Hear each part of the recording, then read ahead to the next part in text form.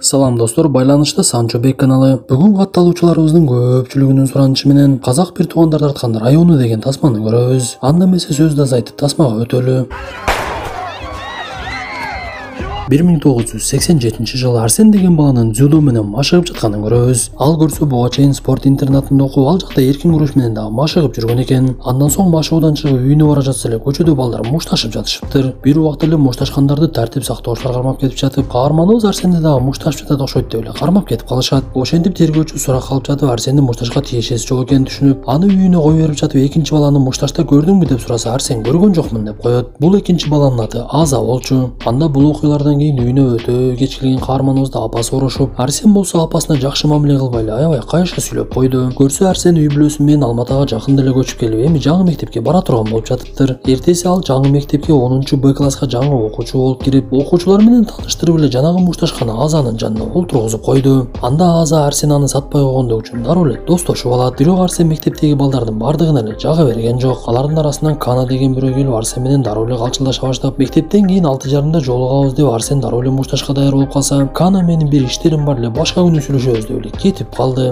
Анда Арсенге жанындагы балдар Кана негизи эле ушундай, бул нерсеге көңүл деле бурбай эле кой деп айтат. Биз мындан соң Арсендин атасы кайтыш болуп, апасы менен карындаш гана бар экенин түшүнөбүз. Анда апасы Арсенге кайра кайталап, сен окууңду жакшы окушуң керек. Буйруса мектепти бүтсөң чоң окууга тапшырасың. Ал жакта менин тааныштарым бар, сени чоң окууга сөзсүз өткөрөбүз деп эле кайталай берди. Эртеси Арсен сабактан кийин үйүнө кетип жатса, Аза достору менен анын артынан жетип, Арсенге кайрылып үйүңө барып эмне кыласың деп эле өздөрү менен кошо алып кетип калат. Анда алар достору менен олтуруп алып мас кылуучу баңгизаттарды чегишип, запах хорошего ручника. Иссык-Кульский. Биз ушул жерде Иссык-Көлдүн дары чөптөрү Казакстанга чейин жеткенин түшүнөбүз. Ошентип Арсенди Аза өздөрүнүн катарына кошуп алып, ага өздөрү жашаган аймактын тартиби жөнүндө айтып бере баштайт. Көрсө алардын аймагы театральный деп аталчу экен. Анан да башка көптөгөн аймактар бар. Алардын балдары менен абайлап сүйлөшүшүң керек. Анткени ызычуулар тез чыгып турат. Бирок биздин балдардын саны аз болгону менен эч качан артка кайтпайбыз. Каршылаштарыбыз канча болсо дагы ар дайым мушташабыз деп айтып берет. Ошентип Казанга жакын жүрсөң көзү жугат дегендей Арсен дагы аябай өзгөрө баштайт. Анткени ал буга чейин спортчу болуп жүрүп, эми болсо үйүнө кеч келип, анан дагы мас келе баштады. Ошентип сабак учурунда Арсен менен Аза кыздар жөнүндө сүйлөшүп жатышып, Аза Арсенге эгер башка аймактын кыздары менен сүйлөшүп калсаң мындай кыласың деп эле түшүндүрө баштайт. Сен кайсы аймакта болбосоң кыздар менен жүрсөң сага эч ким тийишпейт экен. Бирок кызды узатып үйүнө киргизгенден кийин маселе ошондо башталат. Же мушташасың, же болбосо качып кетесиң деп эле өзүнүн бир мисалын айтып берди. Анда сабактан кийин бүгүн дискотека бар деп ошол жакта жолугууну чечишип, Арсен өзүнүн классташ кызы Адинага көңүлү түшүп, аны менен эле сүйлөшө баштайт. Анда Адинага суроо салып, бүгүн дискотека болот экен, ошол жака барып келели десе, Адина дароо эле макул болду. Сыягы ал кызга дагы Арсен бир аз жагып калгандай. Ошентип кечинде апасы жаңы алып келип берген көйнөк кийип алып Арсен дискотекага жөнөп кетти.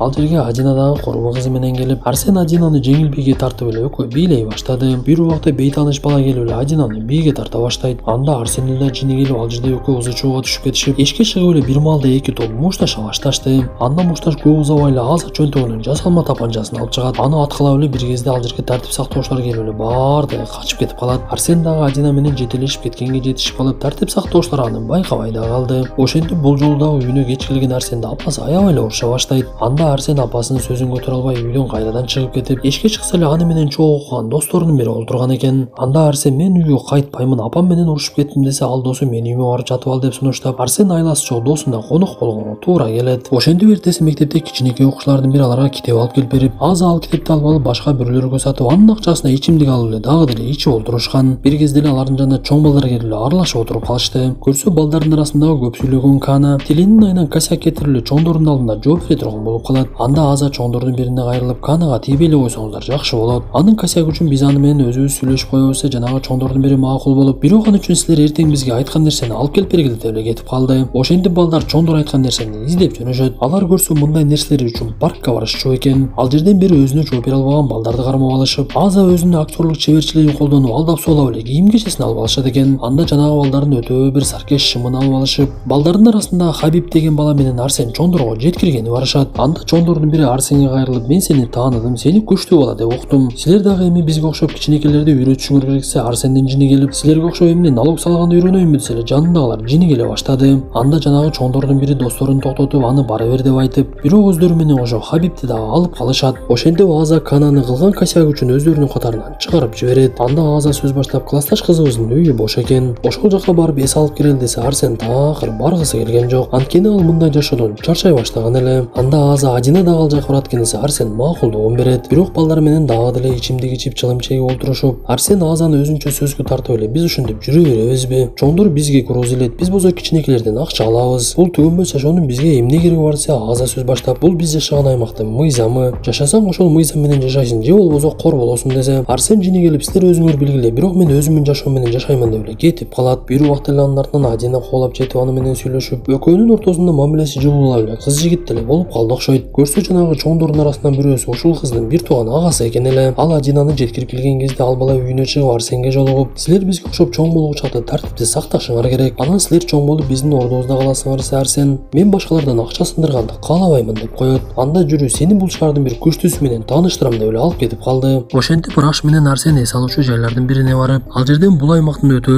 күчтүүсү деген Марлен деген адамга жолуктурат. Анда Марлен сөз баштап, бир кезде биздин аймакты эч ким тоготчу эмес, жада калса театральный аймакты сең таанычу дагы эмес деп айтып, бирок мен досторубуз менен аракет кылып аймагыбыздын атагын далайга кетирдик. Эми болсо силер биздин жолубузду улантышыңар керек деп дагы деле өздөрүнүн мыйзамын айта берди. Бирок Арсен дагы деле анын сөздөрүнө көп деле маани бергиси келбей, мага силердин жашоо тартибиңер көп деле жаккан жок деп каяша сүйлөп коет. Бирок Марленге Арсен мындай эр жүрөктүү кылыгы менен жагып калат. Анда ал жерде отурган кыздардын бири Арсенди жеңил бийге чакырып, аял дегенде адашасың, акылдан дегенде, Арсен ал кыздын бир-эки сөзүнө эле алданып калды окшойт. Анткени кызды үйүнө жеткирип ишти кылганга дагы жетишип калышты. Эртеси мектепке келсе, каармандарыбыздын баардыгы мектептин директору чакырып, аларды өзүнчө бир бөлмөгө отургузуп эле тергөөчү Мусаев сөз баштап калды. Силер буга чейин классташыңар Анжеланын үйүндө отурган элеңер. Ошондон кийин анын үйүн белгисиз адамдар тоноп кетишиптир. Демек бул нерсеге силердин да катышыңар бар болсо керек десе, балдар бири-бирин карап эч нерсени түшүнбөй, тергөөчү сөзүн улай, мен ал орунду сөзсүз табамын. Балким ал силердин араңардан болсо керек деп эле кетип калат. Ошентип бул окуядан кийин кечинде Арсен мажоодон келе жатса, анын алдында Хабиб чыгып калды. Көрсө Анжеланын үйүнө оорулукка Хабиб кирген экен. Анда ал Арсенге баардык чындыкты айтып берип, мен өзүм каалап киргеним жок. Мага Раш буйрук берип акча алып келбесең, сенин дагы досторуңдун дагы маселеси болот деп айтып, мен айламжуктон ошол оорулукту кылдым. Эми мени тартип сактоочулар кармап кетсе, мен Раша жөнүндө дагы айта албаймын. Мага кеңеш берчи десе, Арсен ал нерсеге башын ооруткусу келбей, башында ойлонуш керек болчу деп эле үйүнө кетип калат. Эртеси каарманыбыз мектепке келсе, досторунун баардыгы капалуу туруп калыптыр. Көрсө Арсен эмне кылышын билбей үйүнө кирип эле асынып алган экен. Ошентип каза болгон Хабибтин тажиясы дагы өтүп, балдар кайгырып досунан айрылганына капа болуп отурса эле, ал жерге Раша досу менен келип калды. Анда жини келген Арсен өзүн токтото албай эле чоңдорго каяша сүйлөй баштайт. Рашка жооп кайтарып, бунун баардыгы сенин айыңан болду деп айтып, мен сен менен бирге бир беттешке чыгам, сени дагы жеңип болгон кадыр баркыңды да жок кылам деп эле экөө мушташа баштады.